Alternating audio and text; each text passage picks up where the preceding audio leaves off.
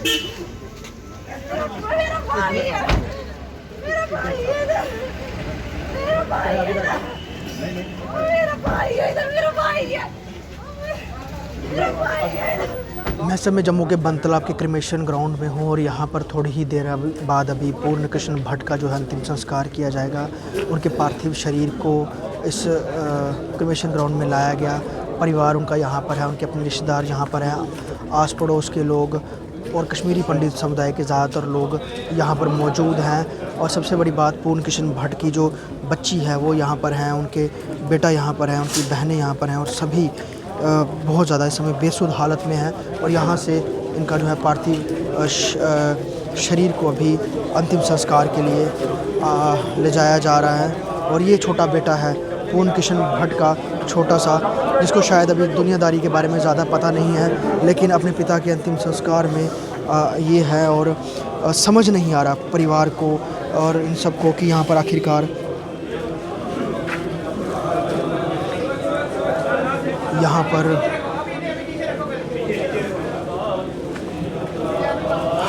और ये वही जगह है जहाँ पर राहुल भट्ट का भी अंतिम संस्कार हुआ था। और कितनी तादाद में यहाँ पर कश्मीरी पंडित समुदाय के लोग यहाँ पहुँचे हुए हैं इस अंतिम संस्कार में सम्मिलित होने के लिए।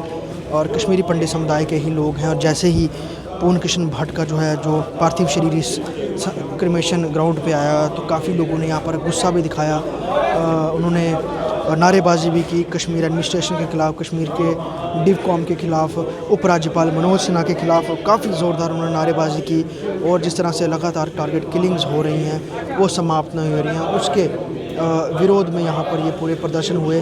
पूर्ण कृष्ण भट्ट की जो बच्ची है छोटी, वो भी यहाँ पर है, उनका बेटा है यहाँ पर, और उनके बाकी भाई के बच्चे रिश्तेदार सभी यहाँ पर हैं। और यहाँ पर कश्मीरी पंडित समुदाय के रिचुअल्स और उनकी तरह जो है वो यहाँ पर प्रदर्शन होता हुआ, और यहाँ पर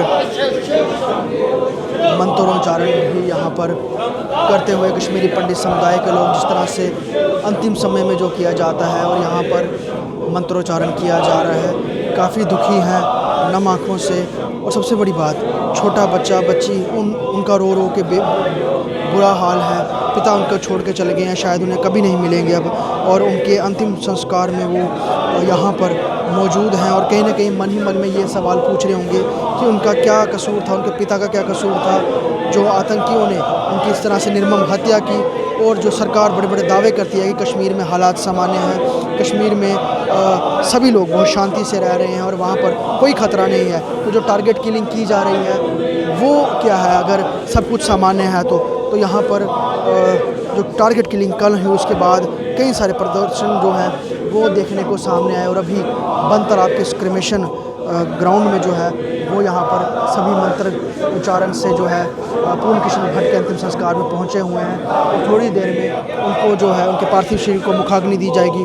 लेकिन यहाँ पर इस समय जो है काफ़ी गमगीन और गुस्से भरा जो क्षण है वो बना हुआ है।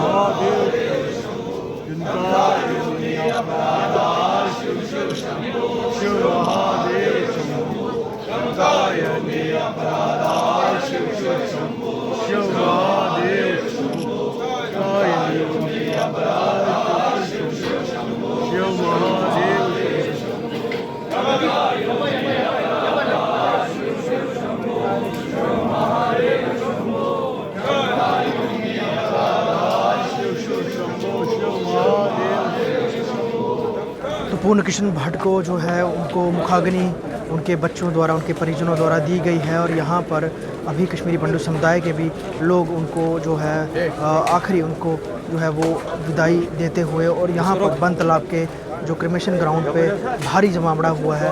एडमिनिस्ट्रेशन के भी यहाँ पर डिवकॉम, एडीजीपी जम्मू जोन, उसके अलावा पुलिस और प्रशासन के आला अधिकारी यहाँ पहुँचे हुए हैं। लेकिन इसके बीच गुस्से और रोष के बीच यहाँ पर जो है अंतिम विदाई पूर्ण कृष्ण भट्ट को जो है इस क्रिमेशन ग्राउंड जो बंद तालाब में है यहाँ पर उसे दी गई है। और यहाँ पर उनके छोटे बच्चे जो हैं, उनकी बच्ची है और वो काफ़ी दुखद थे। और यहाँ पर अभी एडमिनिस्ट्रेशन के जो टीम है वो भी यहाँ से अभी रवाना हुई है इस क्रिमेशन में आकर। और लोग हमेशा की तरह यही सवाल पूछ रहे हैं कि आखिरकार क्या कसूर है उन लोगों का, जो चाहे वो गैर कश्मीरी हैं या कश्मीरी पंडित हैं, डोगरास हैं या बाहरी राज्यों के लोग हैं जो घाटी में रह रहे हैं, उनको आए दिन जो है निशाना आतंकी बनाते हैं।